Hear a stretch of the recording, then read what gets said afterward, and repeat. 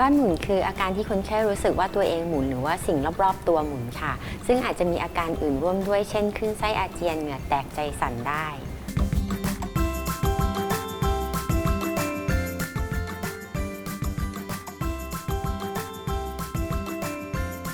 บ้านหมุนเกิดได้ทุกเพศทุกวัยค่ะแต่ส่วนใหญ่เนี่ยมักจะเจอในผู้สูงอายุค่ะ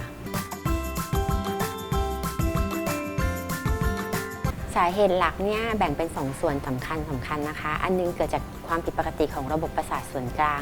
ซึ่งถ้าเกิดจากความผิดปกติของระบบส่วนกลางเนี่ยมักจะมีความผิดปกติของระบบประสาทร่วมด้วยเช่นกล้ามเนื้ออ่อนแรงแขนขาอ่อนแรงพูดไม่ชัดหรือว่ามีหน้าเบี้ยวร่วมด้วยค่ะซึ่งถ้าในผู้สูงอายุเนี่ยสิ่งที่ต้องควรระวังคือหลอดเลือดในสมองตีบหรือสโตรกค่ะส่วนอีกสาเหตุนึงเกิดจากความผิดปกติของระบบการทรงตัวของหูชั้นในซึ่งอาจจะมีภาวะอื่นของหูชั้นในร่วมด้วยเช่นการได้ยินลดลงเสียงดังในหูร่วมด้วยการรักษาอาการบ้านหมุนหลังจากที่แพทย์ซักประวัติและตรวจร่างกายโดยละเอียดแล้วการรักษาขึ้นอยู่กับสาเหตุของโรคค่ะซึ่งอย่างยกตัวอย่างเช่นหากเป็นโรคหินปูนในหูชั้นในหลุดผิดที่ก็จะทำกายภาพบำบัดเพื่อรักษาหรืออาจจะให้ยาหรือให้พักผ่อนให้เพียงพอค่ะ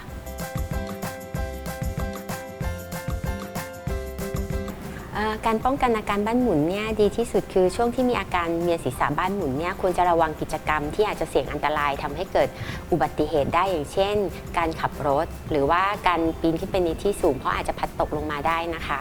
ส่วนสิ่งที่สำคัญที่สุดคือการรักษาสุขภาพร่างกายให้แข็งแรงค่ะแล้วก็รักษาโรคประจำตัวให้อยู่ในระดับปกติมากที่สุดช่วงที่มีอาการรุนแรงควรจะนอนพักนะคะแต่หลังจากที่อาการรุนแรงดีขึ้นแล้วไม่มีอาการเวียนควรจะพยายามทำกิจกรรมปกติให้เร็วที่สุดค่ะเพื่อจะร่างกายจะได้ปรับสภาพได้อย่างเร็วขึ้นแล้วก็ทำตามคำแนะนำของแพทย์นะคะหลังจากไปพบแพทย์แล้ว